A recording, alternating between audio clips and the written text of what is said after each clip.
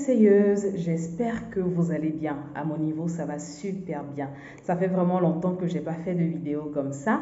Je suis vraiment contente de vous retrouver dans cette nouvelle vidéo.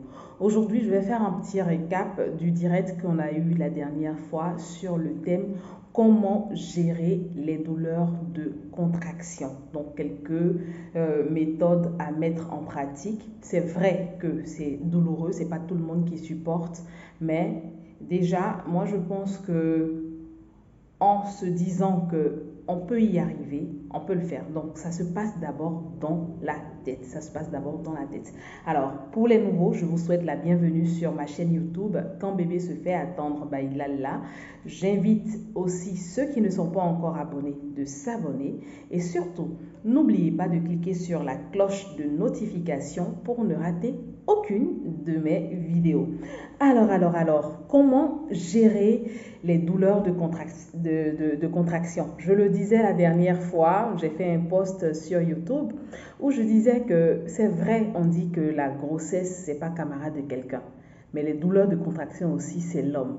C'est pas évident, c'est pas toutes les femmes qui tiennent. Parfois, il y en a même qui, jusqu'à la dernière minute, elle demande à faire la péridurale puisqu'elle ne supporte pas les douleurs. C'est pas évident. Franchement, je tire mon chapeau à ces femmes-là qui arrivent à tenir et qui accouchent par voie basse, qui arrivent à gérer les douleurs. C'est parce que c'est douloureux, puisqu'il y a quelqu'un qui m'a laissé un autre commentaire inbox en disant oh, moi j'ai pas pu, j'ai suivi les cours, j'ai pas pu tenir, arrêtez-moi ça, on ne peut pas gérer les douleurs. C'est vrai, c'est parce que c'est douloureux, c'est parce que c'est hyper douloureux qu'on parle de gérer. C'est pour ça qu'on parle de gérance de la douleur, c'est pour ça qu'on parle de comment bien gérer. Comme c'est douloureux, c'est difficile, c'est pas tout le monde qui peut tenir. C'est pour cette raison-là qu'on parle déjà de gérer. C'est pas du tout facile, ça, on le sait toutes. Je l'ai dit la dernière fois, moi bébé 1, Amdoullah, j'ai pas connu de douleur de contraction. Donc, c'est pour bébé 2 que j'ai connu ces douleurs. J'ai pas pu gérer. Très sincèrement, moi, j'ai pas pu gérer avec bébé 2. J'ai suivi les cours de préparation à l'accouchement, j'ai tout fait, mais j'ai pas pu gérer. Du coup, quand bébé 3 devait venir, dès le premier mois de grossesse, je me suis dit, Christelle, tu vas y arriver, tu peux tenir, tu dois gérer. Et c'est pour cette raison-là que j'ai suivi certains ateliers pour pouvoir gérer. Et sincèrement, j'aime bien gérer les douleurs. Pour bébé 3, j'ai accouché sans péridurale, par voie basse, sans déchirure. Et c'est ce que je souhaite à toutes ces femmes qui sont enceintes. Alors, on ne va pas trop tarder. Je vais vous énumérer un peu ce dont on a parlé. En tout cas, c'était très enrichissant. On a parlé de la respiration profonde. Lorsque la douleur arrive, il faut inspirer et expirer. Ça va vous faire un grand bien. Vous inspirez, vous respirez profondément pour pouvoir faire passer la chose. Et déjà, comme je l'ai dit dès le départ, ça se passe dans la tête. Dites-vous que vous allez y arriver. Puisque si vous vous dites que est-ce que je pourrais, est-ce que, c'est vrai, on appréhende, mais si déjà dans la tête vous forgez un moral vous disant que vous pouvez le faire, vous allez pouvoir le faire. Donc, petit 1, si je peux le dire comme ça, respirez bien. Ayez une respiration profonde. Lorsque vous voyez que vous commencez à avoir mal, vous respirez profondément. Allez à l'hôpital comme à la maison, on nous demande de marcher. Donc, marchez. En marchant, vous allez voir que ça va vous détendre. Ça va détendre la hanche. Ça va vous permettre d'être moins crispé. Donc, il faut faire la marche. Lorsque on commence à avoir mal, même si c'est douloureux, oui, on ne peut pas tenir, mais il faut marcher. Il faut marcher. Et puisque être en mouvement, ça vous permet vraiment de bien dresser le bassin. Et aussi, ça aide aussi, ça favorise la bonne descente du bébé. Étirez-vous de temps à autre aussi. Étirez-vous, ça va vous faire du bien. Vous voyez, parfois, lorsque vous sentez qu'il y a un nœud, par exemple, au niveau de la hanche, vous vous sentez un peu bloqué, vous essayez de vous étirer. C'est vrai, quand on est enceinte, pendant qu'on est enceinte, on demande à la femme, chez nous en Afrique, on demande à la femme de ne pas s'étirer. Mais là, comme c'est le moment, c'est arrivé, on essaie de s'étirer pour se décontracter et tout ça. Donc, vous essayez de vous étirer. Voilà. Et on a parlé de prendre un bain chaud ou une douche bien chaude. Cela est thérapeutique. Ça va vous permettre de vous relaxer. En prenant un bain chaud, déjà que vous êtes stressé, vous avez mal et tout. En prenant un bain chaud, ça vous permet de vous relaxer. Ça vous permet de vraiment vous relaxer. Voilà. Et aussi, on a parlé de la danse. Oui, il faut beaucoup danser, hein. Il faut beaucoup danser. Lorsque on est en période de... On sait que c'est le moment, l'accouchement arrive. Mais vous partez à l'hôpital même avec votre petit téléphone, vous avez votre playlist et vous sélectionnez des musiques dansantes. Vous dansez. Tout ça, ça va vous aider à ne pas rendre l'enfant paresseux. Parce qu'il y a des enfants aussi qui sont tellement à l'aise. Parfois, vous arrivez, il n'y a rien, on vous dit que vous êtes à un doigt. Souvent, on te dit tu as un doigt de 8h jusqu'à midi, on te dit tu as un doigt. Ça, c'est fatigant. Pour éviter d'être déclenché, mesdames, dansez. On ne demande pas de savoir danser. Il faut te remuer. Bouge ta hanche, remue-toi pour que bébé se réveille aussi, pour que bébé bouge aussi à son niveau. Il faut faire aussi, on a parlé de la marche, mais il faut faire les escaliers. Pour ceux qui ont des escaliers, mais c'est très bon. Vous faites au moins 5 tours, 6 tours, vous vous reposez, vous marchez un peu, vous tournez, vous dansez.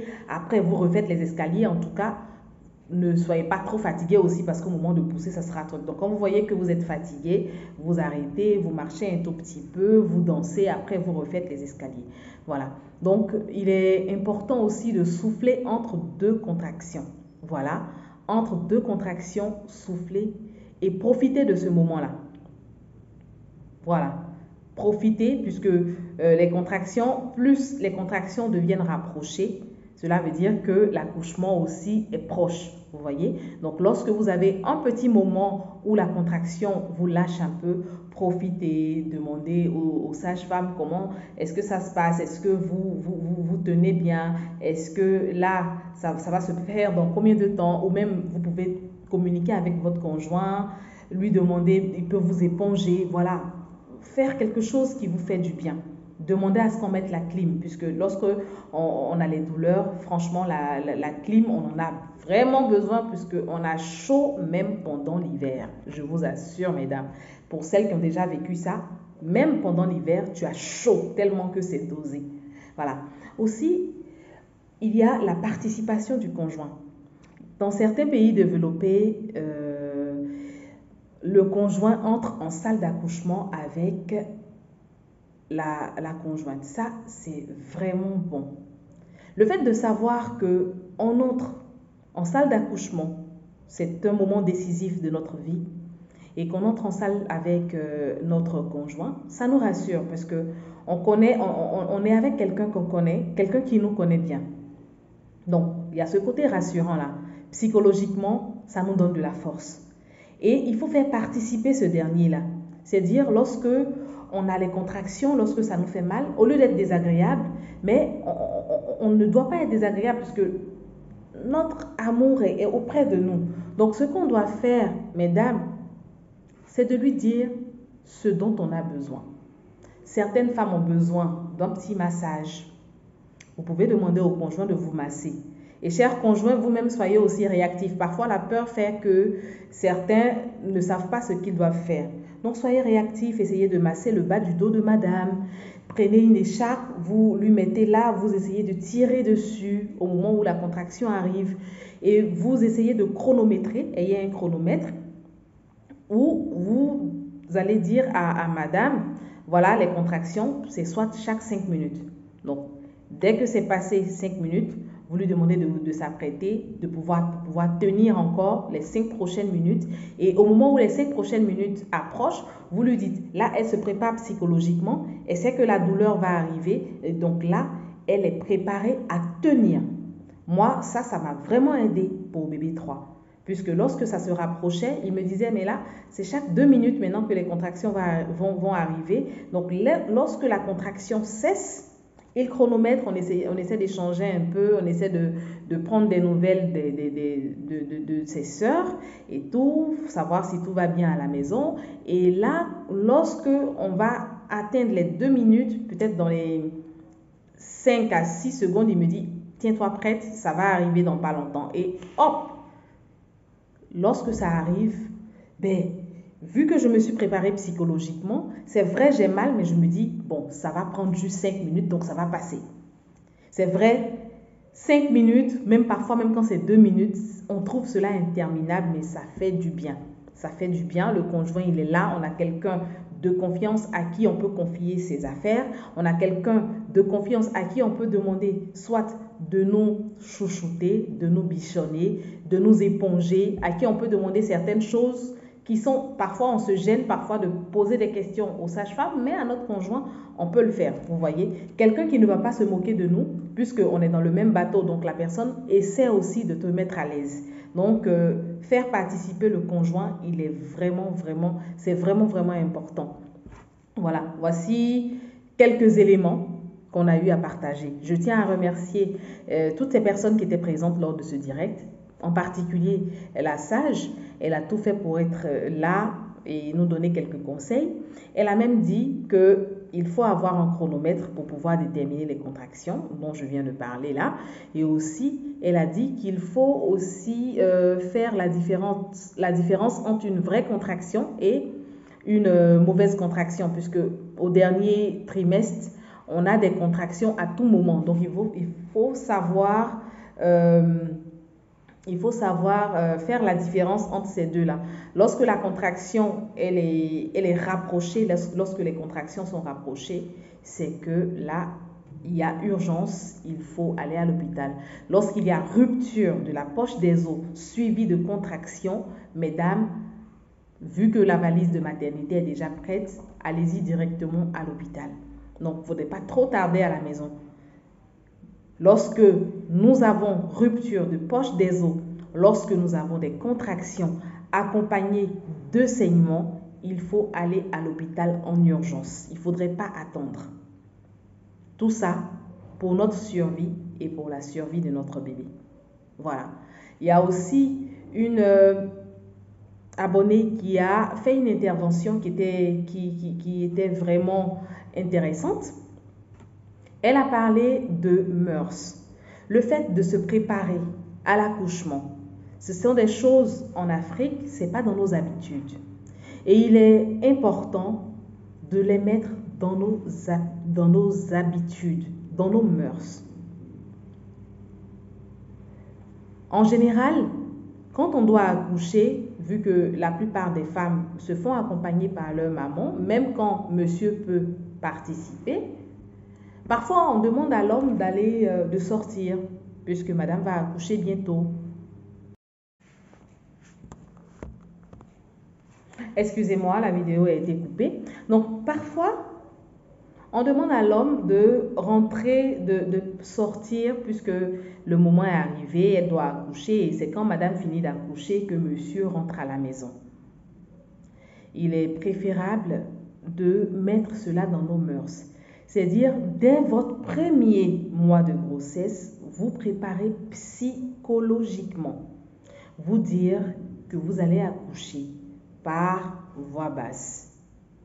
On prie Dieu pour que ça puisse arriver comme ça, puisque c'est vrai, parfois vous êtes prédestiné à accoucher par voie basse, mais il peut y avoir des complications qui vont vous emmener à la césarienne. Mais s'il n'y a pas de complications, mettez toutes les chances de votre côté. Quand je parle de mettre toutes les chances de votre côté, ben vous savez déjà que les contractions sont douloureuses. Donc, du coup, dès le premier mois de grossesse, vous préparez psychologiquement. Vous suivez des ateliers comme celui-là. Vous essayez de bien gérer les douleurs au moment où les contractions vont arriver de façon imminente.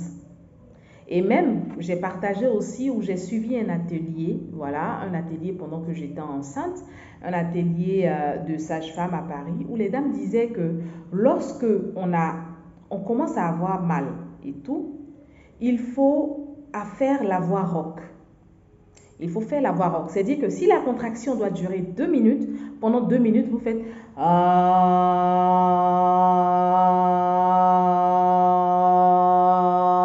là, vu que vous ne respirez pas et que vous faites pendant 2 minutes, vous allez voir que ça va diminuer la douleur. Même si la douleur était intense, même si elle est toujours intense, mais ça va diminuer la douleur. Donc déjà, faites cela aussi. Et comme je le disais, préparez-vous psychologiquement pour bien gérer les douleurs de contraction. Dans certains hôpitaux, il y a des cours de préparation à l'accouchement, ce qui est vraiment bien. C'est vrai, lorsque on est surpris par la douleur, on oublie même tout ce qu'on a appris. Mais c'est toujours bien de faire une préparation à l'accouchement. En faisant une préparation à l'accouchement, en préparant sa valise de maternité, en se préparant psychologiquement, monsieur et madame sont prêts à affronter cette nouvelle aventure. Donc moi, je vous souhaite à toutes celles qui sont enceintes une très belle grossesse, un très bel accouchement, par voie basse bien sûr, sans péridurale et sans déchirure. Et pour toutes ces personnes qui souhaitent avoir un accompagnement personnalisé, une recommandation de médecin, n'hésitez surtout pas à m'appeler. Je suis disponible. On pourra prendre rendez-vous pour échanger sur votre projet de grossesse si vous n'êtes pas encore enceinte. Et aussi, alors donc comme je vous le disais, si vous souhaitez vous appréhender et que vous ne savez pas comment faire, vous pouvez me contacter par WhatsApp au 00212 606 45 76 32. On pourra échanger de votre projet de grossesse et aussi pour les personnes qui souhaitent avoir une préparation à l'accouchement, qui appréhendent comment est-ce que l'accouchement va se passer. Je propose des séances de préparation à l'accouchement, donc Bailala, et pour pouvoir vous permettre d'être prête pour accoucher. Voilà, nous sommes à la fin de cette vidéo. Je vous remercie pour votre suivi, pour vos encouragements et on se dit à la prochaine vidéo. Surtout, n'oubliez pas de vous abonner pour ces personnes qui ne sont pas encore abonnées à ma chaîne YouTube. On se dit à la prochaine vidéo. Kikis!